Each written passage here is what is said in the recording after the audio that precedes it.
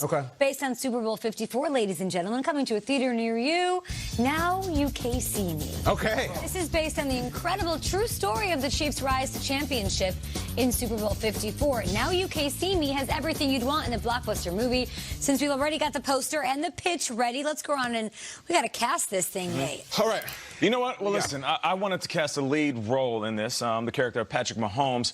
For this part, someone who's a young star in the league, of course, someone who can handle an action, because you want somebody that's physically fit, right? Pat Mahomes is a freak of nature, someone who has poise. So I'm going with the guy who we actually already talked about here on this show, one of America's favorite superheroes, Mr. Anthony Mackie. Oh, okay. Yeah, you know, I needed somebody athletic. This is Falcon. Oh, here we go. Now, here's the thing. He doesn't really have the exact same complexion, but you know, we're not even gonna worry about that. Yeah, but I'm going with Anthony Mackie because he's versatile. He can do dramas, he can do action, and I've seen him do comedies. And I think Patrick Mahomes has a little bit of everything. He makes people laugh, makes people smile, and he's a freak athlete. I love Mackie. Mackie jumps off the screen. I think he can carry the role as Mahomes. I'm gonna go as Mahomes tight end though. I look at Travis Kelce. You need someone who is a physical specimen, a handsome guy.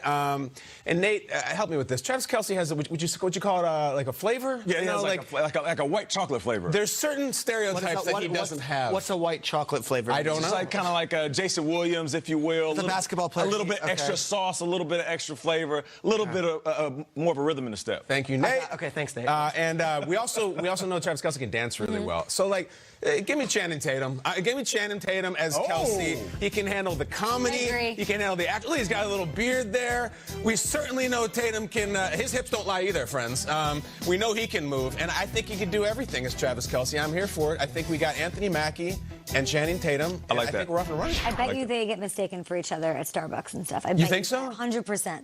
I think you might be right. Yeah. I like that. Channing Tatum. Channing Kelce. Channing Kelce. What do you got? Chasing Kelce.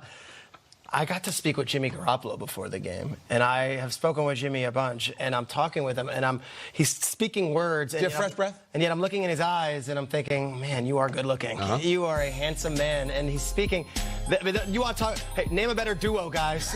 Oh, wait. Hey, Who's more handsome, by the way? Hey, you're looking good, fam. Hey, who's got it better than us? Nobody. I'm looking at Garoppolo, and I'm talking. Who thought we'd be here right now? Who thought? Oh, Look at God. us. Look at us. We're talking, and Not I'm me. like, and this guy, but then I'm also thinking, like, all right, if he wins this thing, this guy's going to be an international superstar. If he loses it, he might be a little bit complicated. There might be a darkness in his eyes. There might be a scorned feel, a scarred feel almost. And I saw this movie, Marriage Story, and I'm telling you, this Adam Driver puts in a performance. Garoppolo going dark, Garoppolo going pained, Garoppolo going into deep, deep places with his emotions. I'm saying Adam Driver as Jimmy Garoppolo post-Super Bowl. Interesting. And how he did. Let me see the photo of Adam Driver here. I'm into it. I mean, Driver is one of these actors that can play Kylo Ren. Yeah, sure, Peter. He can also play Lena Dunham's boyfriend in Girls. He's been in countless Noah Baumbach dark spots. I think that Adam Driver is as deep and as complicated a man, and now I think Jimmy Garoppolo, post-Super Bowl loss, this could be a deep, deep place for him to go and find his inner emotions. I need a thespian. I don't need just some pretty boy. I need a thespian. I'm going with Brooklyn's own Adam Driver as Jimmy Garoppolo in a dark, almost mysterious way. You are upset. Well, fantastic actor, and I love the stretch. Do you think that there's so much of the Garoppolo role as the aesthetics? Do you think that Driver could play? I mean, who do you have playing Tom Brady? Paul Giamatti? Come on, Peter. So who would you rather have? You want me to say Zac Efron? I woun't mind it. I like the Driver role. Who else would you got? Remy Malek? Who do you want? I'll go with your pick. I'll go with Driver. Timothy I Chalamet. like Chalamet. I like Chalamet a lot. You think Chalamet could do Jimmy Garoppolo? The only person who could do Jimmy Garoppolo Is Jimmy Garoppolo. Jimmy damn Garoppolo. Exactly right. Howard Stern played himself in a movie. They do it. I would like to see James Garoppolo do it as Did himself. you not get to talk to him at all this week, Jimmy G? I've never spoken to What Jimmy the G. hell? I heard that this was the week. someone spoke to his family about me, and apparently they're amused by my antics on the show, but I've never spoken to Jimmy. I've never met him. I've never done it. It's amusing until you've got his name on a list and you're putting lipstick on before bed. I mean, that's not amusing. Yep. You guys all act like Jimmy don't want it. I'm telling you, all this restraining order talk means that he's not interested. Who knows? I just want to hang. We've got... Just have a Shasta. It's okay. Three new coaches in the NFC East, Rivera, McCarthy, and Joe Judge. Which quarterback do you expect to make the biggest leap under their new head coach? The biggest leap, I would say Dwayne Haskins, because I know that Ron Rivera is going to demand excellence. And I saw glimpses last year. I mean, the moments where he made the right read and delivered the ball, showed off that big arm, you know, it forces you to kind of look into the future a little bit and have some optimism. But when it comes to him making some of those bad throws, that's where Ron Rivera comes in and understands how to dial back a young fella who just wants to go out there and sling it. I mean, the Cam Newton MVP season, I know there are a lot of people involved with his success, but Ron Rivera was one of those individuals that instilled discipline in that organization. And that discipline, it works all the way down to the players. So I would say Dwayne Haskins has the biggest upside. I feel like Dak Prescott is the guy that's going to come in right away and make plays, though. See, I look at the coaches themselves. Ron Rivera is a great head coach. He's a CEO of a building. He's a defensive guy. Defensive guy. Right? And Scott Turner's, Norv Turner's son, he's the offensive coordinator. He doesn't have a long track record of getting quarterbacks to be. Bill McCarthy here?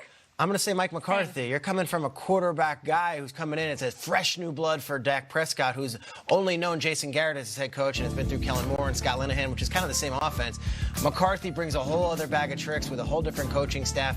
You know, whether Moore or not is in the ear or whatever it is, Mike McCarthy is going to give Dak Prescott a fresh look. I think this is the best chance for an upgrade. Dak Prescott's got to be a Cowboy, though, before we even talk about that. That's most important. But I agree with you. And I think him saying that he likes Dak is huge. The fact that he brings the experience of getting the best out of two of the best to play the game, Brett Favre and Aaron Rodgers, is huge for Dak Prescott, and what should be a huge jump in year 4, year 5? Year 5. Wow.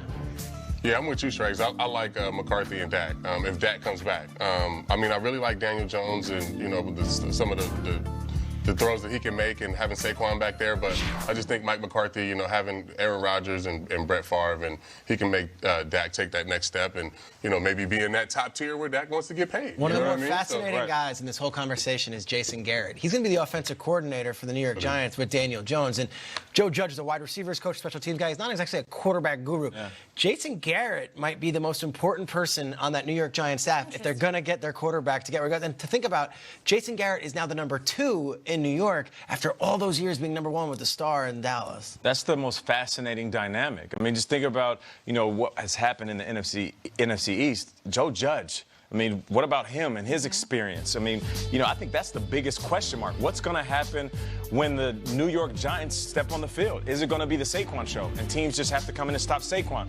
Or is Joe going to say, you know what, I got Daniel Jones. He's the future. And we have a group of wide receivers that can make plays. You know, you got to imagine Daniel Jones did all that last year.